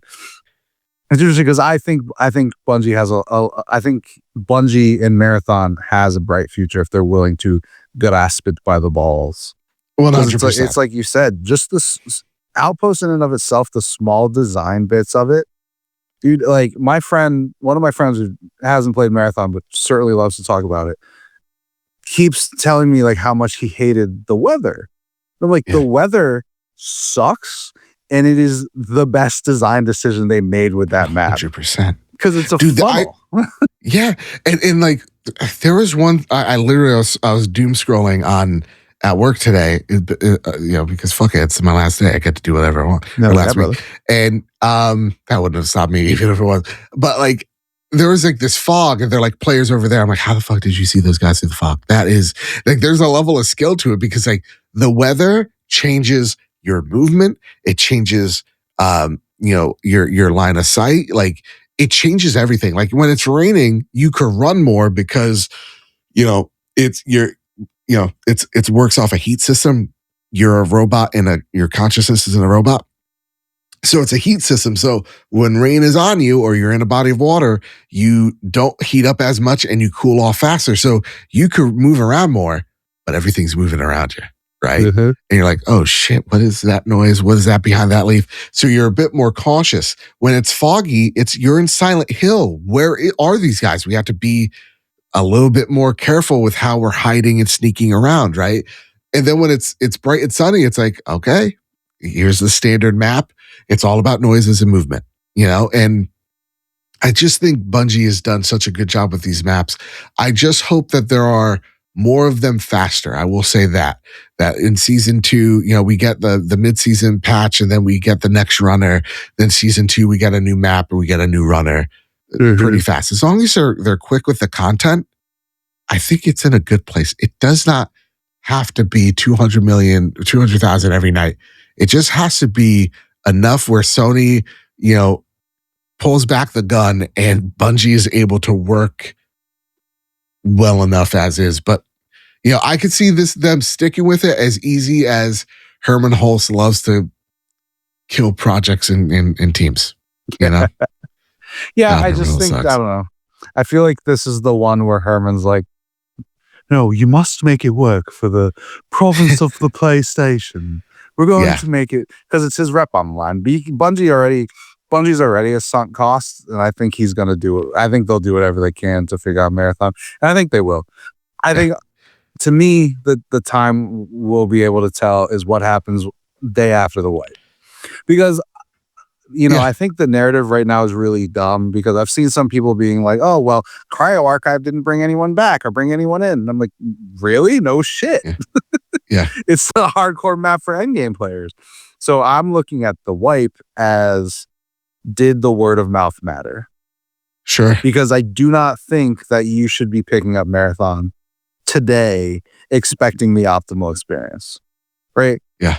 Just like if you want to do our trophy competition, right? You can start today, but you're at a disadvantage of people who were there at the beginning. And that's what I like about the wipe is it's starting everyone over. And I think that's when, if we're going to see a rush of players, that's when it's going to be. So 100%. bringing up the wipe, what is your thoughts on that? Because that is a controversial thought. Oh yeah. No, do it up. I mean, I lived through one wipe with Arc Raiders. As long as the content isn't as repeaty as Arc Raiders was like same missions over and over again. As long as they continue the arc, the story beats, I'm totally okay with the wipe. Yeah. I don't think it's that detrimental. I actually kind of prefer it because it's like the week before the wipe, everybody's like, all right, we're taking out all the legendary guns. We're gonna go. We're gonna send some people to Heaven's Gates right now. And it's like that's really fun. And then when you're out, it's kind of like the cycle repeats where it's like everybody's now apprehensive again because these greens matter way more. Right? And these grades matter way more. So yeah, I like the cycle. The cycle doesn't bother me in the slightest. I think that's the magic of cryo, where it's, Kev sent me a thing the other day and it was like, oh, I'm just going and preparing for the wipe because my weekly wipe happens every weekend. Like exactly. That's exactly it. It makes you feel great. I guess the last thing I want to talk about, we don't have to talk too extensively on it because I've talked about enough on this show, but Anti-Real's art style. How do we feel? I want to talk about the look of the game because it's awesome. It's divisive, man. I look at some of these. So I have a famous rant on the trophy room when I complain about Marathon and its art style. I say, like, how did you think this game was going to survive when you have spoon people and pudding women that look just awful? You have a grandma, and then like the trash can was, I guess, cute, but like it was just. It was bad. It was a bad look. And I think there are some generational designs in here. I think the thief design, like she looks dope. I think Vandal looks awesome. There's this cool punkish look to like Assassin looks cool. Destroyer, I have critiques, but he's also a good design. But then I get to Triage and I'm like, guys, who was designing this thing? This does not look good. And like, and so there are some designs where I'm like, yeah, no, that's a spoon person. I don't like that in the slightest. And then I take a look at Thief. I'm like, man, she oozes style. She doesn't need that coat. That coat is actually stupid as shit. If you really think about it, there's so much wind resistance. It's not feasible in a fight. It's going to get in the way, but it looks cool. There's style points to it. But I could also see where people look at the guns and go, that looks like Roblox. That looks like Legos. And they're not for that design. I can understand it. I would like to award this game, not like with the participation trophy, but it's like, dude, name of the other game that looks like Marathon. You can't. It's the originality, man. I'm tired of, dude, Arc Raiders, I'm going to be honest with you guys. It looks like shit 24/7. Mm-hmm. There are cool designs to Arc Raiders, but when you take a look at some of those skins, it's like, dude, you have Reject Paul Atreides is the coolest skin in that game. Yes, it is. And then you got like guy that has a wolf pelt for whatever, and he looks like an idiot. It's like, but you have a guy that's in a football fatigues. It's like, dude, some of this shit just looks bad, but at least it's unique and it's different, right? I'm tired of looking at the same old Call of Duty military, let's take ourselves too seriously, Michael Bay shooter. Give me something that looks colorful, that looks vibrant, that's using a different color palette other than the color brown. Well, I think that's what works with the art style of Marathon, especially because to me, Arc has always just looked at home on a PS3, on Unreal Engine 3. That's the art style they went for was Gears of War 2, and that's okay, but that's what it looks like. Whereas in Marathon, I think the great thing that it does is it's all these pinks, purples, and yellows, and just the most violent, terrifying game you could ever play. And I 100%. Love that, right? I like that it kind of looks like Roblox and is the most brutal experience you could have on the console. And at the same exact time, like the vibes of Marathon, you're right. It's so colorful. There you got pinks, you got these sky blues, and then it's like hey, the vibe is the xenomorph is going to show up any minute. Yep. Right? You're looking at the alien egg nest right now, and it's about to hatch. Right? Mm-hmm. You're walking through the jungle, and you know the predator is watching you. That's the vibe. And then when you're the rook and you're running solo, it's, hey, you are the predator. you are the xenomorph. You are like the thing that's stalking, that is also just powerless as well, looking for the opportune moment. You're the opportunist. It's like that's the cool thing about Marathon, man. It is unlike anything I've played, but at the same time feels like home. Yeah. Absolutely. Just immaculate. I know. Well, I don't have much more, Joe. I'm kind of feeling like going to play some Marathon. Do you have any more to talk about with Marathon? Anything you want to bring up, or you want to hit some questions from the community, and then let's get some questions from the community. Let's see what the people have to say. All right. So we'll start with I don't know if you guys are patrons or not. That's a Brett thing. But thanks for writing in either way. Speaking of that, patreon.com/Nartag, all that fun stuff. Brett, you're gonna have to record something. I don't listen to your rigmarole. I mean, I don't remember your rigmarole. Can I give the rigmarole? Oh, you want to do it? Go for it. Yeah. This is what I say on the trophy room. Ready? Go for it. Hey, gang, listen, the reason why we look so good, we sound so great, is because of your generosity over at patreon.com, whatever the link is to Triangle Squared. Nartech. That's right. If you want to see this show continue to thrive, listen, this tech, it's mighty expensive. And we do it because we love you guys so much, but we could really use your support. And I bet you also get some goodies for supporting this show. We're not a huge outlet like an IGN or a GameSpot. We're just two bros, couple of dudes being guys, and we could definitely need your support. But listen, I don't want to guilt trip you too much, okay? If you can't do that, no problemo. You can always support us for free, on Apple Podcasts, Spotify. Mm-hmm. Rate us on those. Give us 5 stars there. You can hit us with a like, a share, subscribe to our YouTube channel, youtube.com/wherever the link is here. Help us out. It really doesn't mean a lot, you know? And maybe while you're at it, listen, patreon.com/PS Trophy Room. We're on the road to SGF. We're looking for goals and fundraisers to hit. And we might bring Mama Badbit to the show in order to make that happen. All right? We might. I don't even know. Look at that. That's a rigmarole and a half. We love this. There you go. Appreciate that. I got you, buddy. All right. Jehudi MD writes in and says, the other day, while I'm assuming you meant to say while I was dropping my kid off to practice, I heard 3 guys talking about how they prefer steak cold. The fuck? I was flabbergasted and was foaming in my mind. Cold steak over a warm hot one, which got me thinking. Do you have an unusual food temperature preference? Where does he live?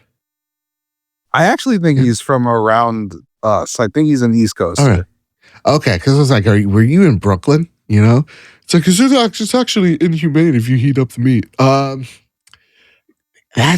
Do I have a peculiar way of eating things? Well, I know my friend Luke Lore, he eats bananas differently. He doesn't peel the banana peel. Oh. If you guys don't know, Luke Lore, the Insipid Ghost, host of the Expansion Pass, we have a friendly rivalry and we like to talk shit to each other every now and again. But this is serious. He likes to eat bananas a very peculiar way. He doesn't peel it. He sucks through the peel until he gets the banana all in his mouth. Oh, okay. It's extraordinary.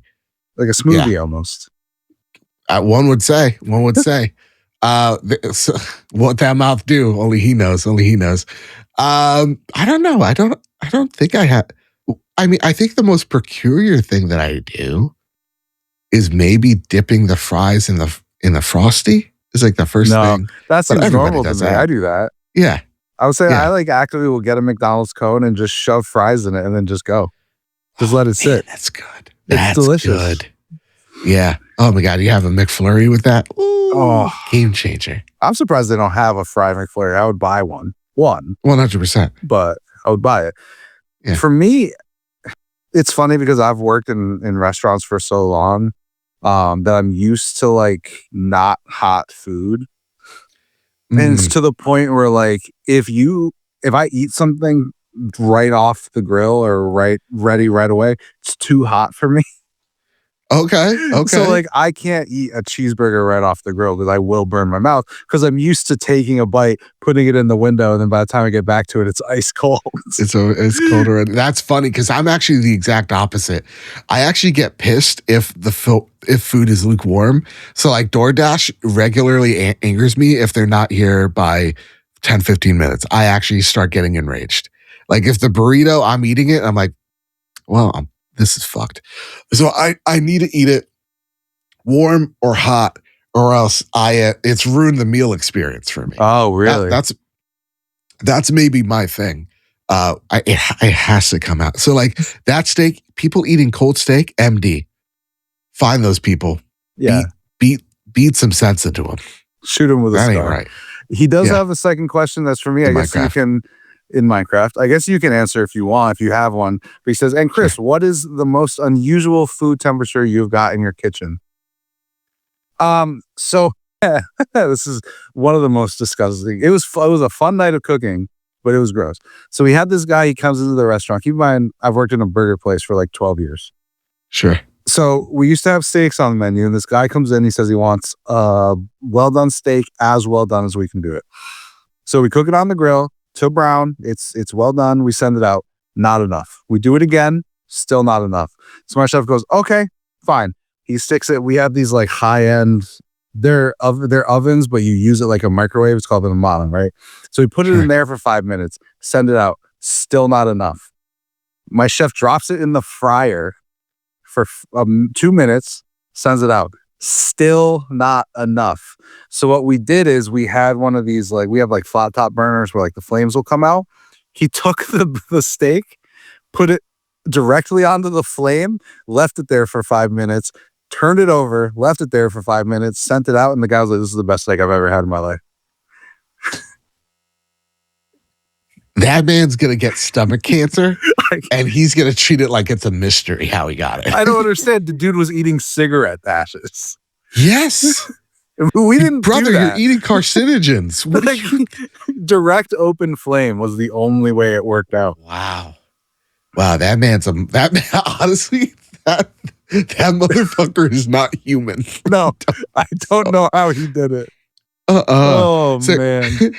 I bet how he was like, can the human cook this for approximately 5 more human minutes for me to digest like human? Yeah. That's wild. Here's how much of a non-adult I am. I have a best friend named Amy. She knows me more than anybody or vice versa. And the one thing that I know is I have a memory of a goldfish. So when we're out and I'm like, hey, I like a burger medium well, I'll look at her going, that's the right way I like it, right?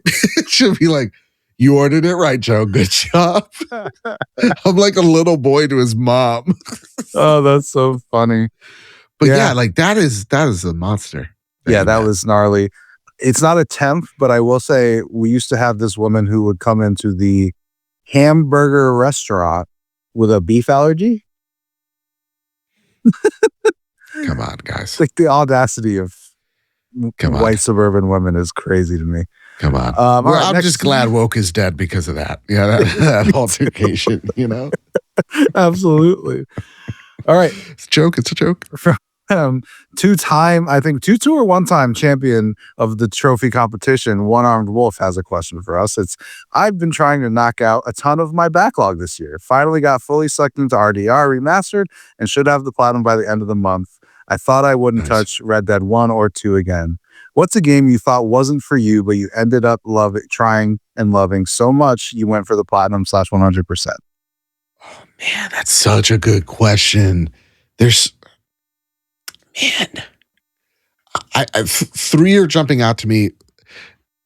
One I did get the platinum for. The other one I'm in the long haul for it. There's a lot of trophy room lore behind that one, and the other one's just one that just I got 4. Let me all fast. I swear to God, this isn't a rant. My apologies. Number 1 is Bloodborne. Okay. I never thought I would play a game like that and fall in love with it, and because of that, I'm a From Software stan now. anything that they make. I literally bought a Switch 2 for Dustbloods. Love From Software. Okay. Platinum Sekiro, Platinum Elden Ring twice in the same year. Love From Software. The third game, Balatro. Never thought I'd be addicted to this game. 153 hours into Balatro just on PlayStation. Then we get to Baldur's Gate 3. Never have I ever thought I would play a Dungeons and Dragons game and get so enthralled with it that I would beat it. And now going on my, the Dark Urge run or whatever. Nice. For the platinum. Baldur's Gate 3 is literally the greatest RPG ever made. I will not hear any buts about it. Then number 4 is Cyberpunk 2077. Played that game at launch. It was complete butt because it didn't work. I hated it. Didn't like it in the slightest. Then the PS5 version came out, like the official version. I don't think it wasn't like Phantom Liberty. I think it was like a year before Phantom Liberty or something. It was the official SKU of the PS5. And I played it and I was enthralled with it. And I fell in love with everything from the art, the gunplay, the lore, the story, the characters. Johnny Silverhand is literally one of my favorite characters just in anything. Because you start off like, oh, this guy's he's awful. He's awful, right?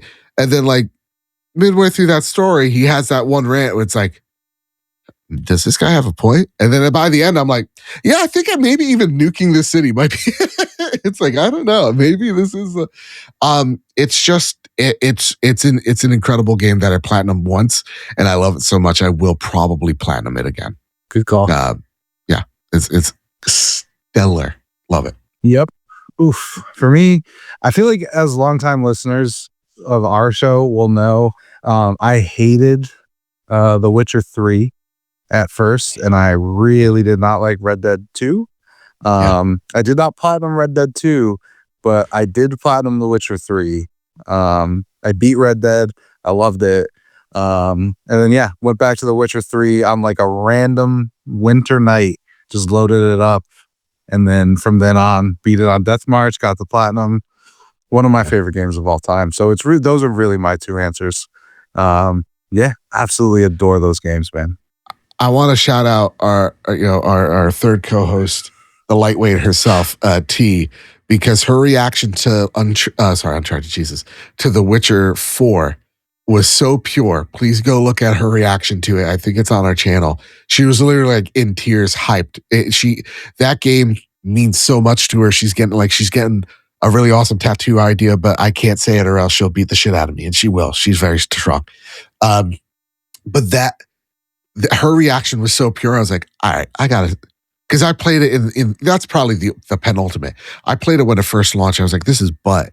Mm-hmm. And then I played it literally 10 years later, and I'm like, oh, this is actually one of the greatest games I've ever experienced. Mm-hmm.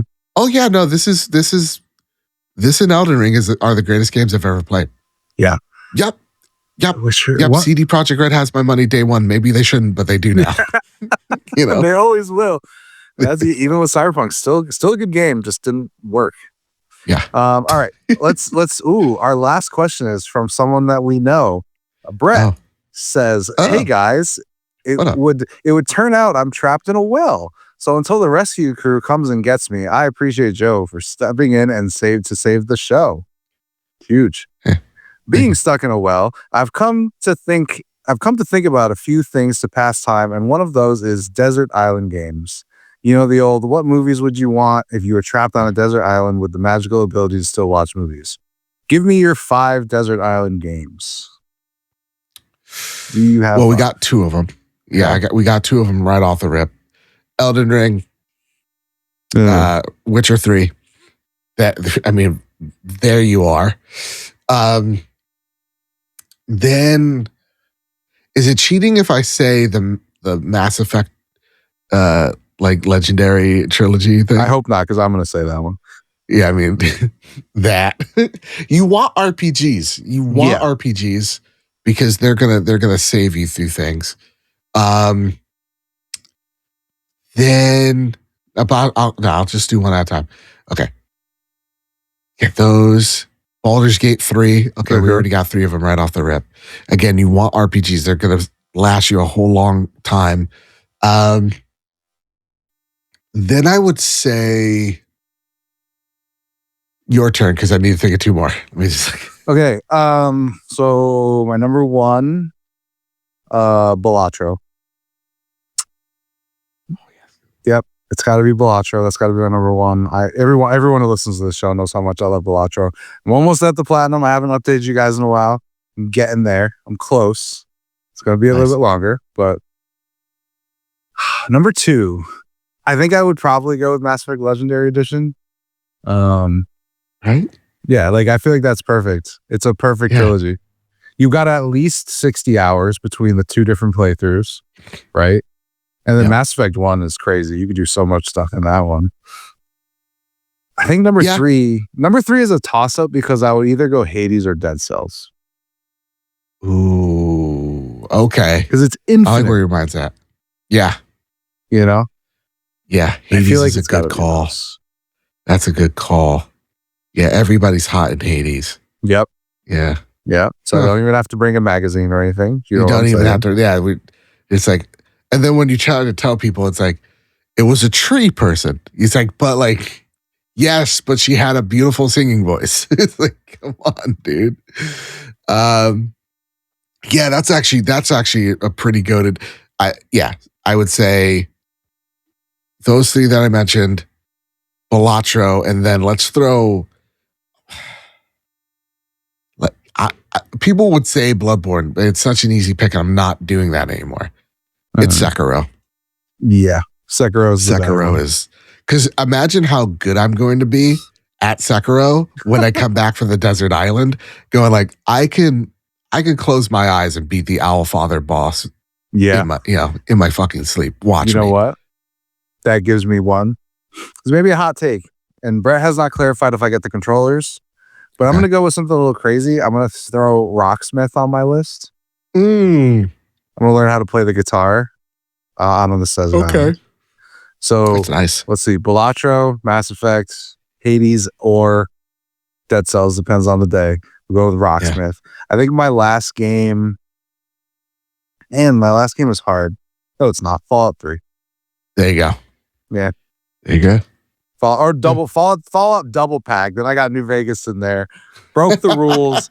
Easy money. Hell yes. All right. Let me do one last sweep, but okay. Yeah, I think that's it. Boom. Joe, thank you for joining me. I appreciate your time. Of course. It's a good time. Happy to be here as always. Hopefully we can have at least 3, maybe 4 or 5. There's a lot of us in this little corner of the PlayStation world. There really is, man. It really is. Yeah, no, okay. First and foremost, thank you for having me. Of course, my name is Joseph, aka MrBadBit, on all socials. You can find my show, The Trophy Room, a PlayStation podcast made by the players for the players, where each and every Wednesday night on youtube.com/PS Trophy Room, me and my 2 best friends talk about the latest, the greatest in all things PlayStation. And we're going to be talking a whole lot about Starfield and some redacted stuff on this week's episode. So go check a look at that. You can find us on Spotify, on Apple Podcasts the very next day afterwards on Thursday. Thank you guys so much for having me and listening to my rants. I'm sorry they were long. My ADHD was on one today. It was great. I had a good time. You told me about Starfield. It was awesome. Yeah, same everyone for us. Patreon.com/Nartech. You guys obviously make everything happen. We appreciate you there. Discord will be in the description down below. You can join there. We're on YouTube.